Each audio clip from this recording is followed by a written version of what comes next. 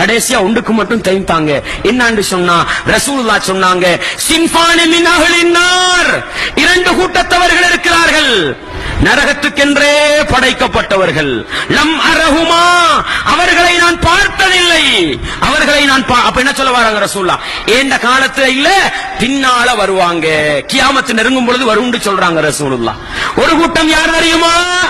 தாய்மார்களே, சகோதரிகளே, இந்த ஹதீஸை உள்ளத்தில் ஆழமாக நிறுத்திக் கொள்ளுங்கள்.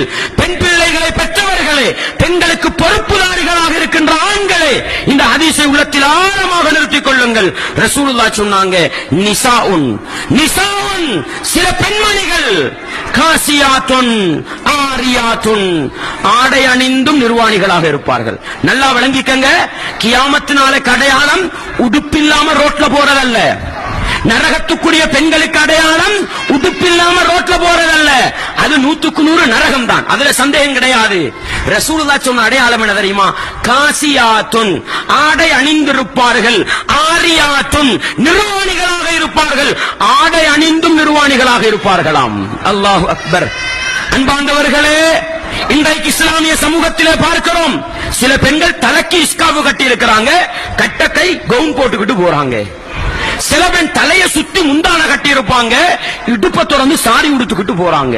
இதைத்தான் ரசூலுல்லாஹ் சொன்னாங்க, ஆடை அணிந்தும் நிர்வாணிகளாக இருப்பார்கள், மறைக்க வேண்டிய பகுதியை மறைக்க மாட்டார்கள். அரைக்குறையாக ஆடை அணிகின்ற அந்நிய ஆண்களுக்கு தன்னுடைய உடல் விளங்கக்கூடிய அளவில் ஆடை அணிகின்ற எல்லா பெண்களும் நரகத்துக்குரிய பெண்கள் என நபிகளார் எச்சரிக்கை செய்தார்கள். இன்னும் 2 பண்பு இருக்குது.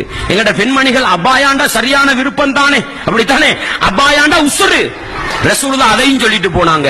மாயிலாத்துன், மாயிலாத்துன், ஆண்களின் பக்கம் சாயக்கூடியவர்கள். முமீலாத்துன், அடுத்தவர்களை தன் பக்கம் இழுத்தெடுக்கக்கூடியவர்கள். அல்லாஹு அக்பர்.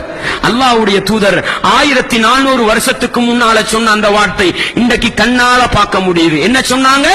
அழகழகான ஆடைகளை அணிகிறார்கள், கவர்ச்சிகரமான ஆடைகள் அணிஞ்சுக்கிட்டு. என்ன தெரியுமா?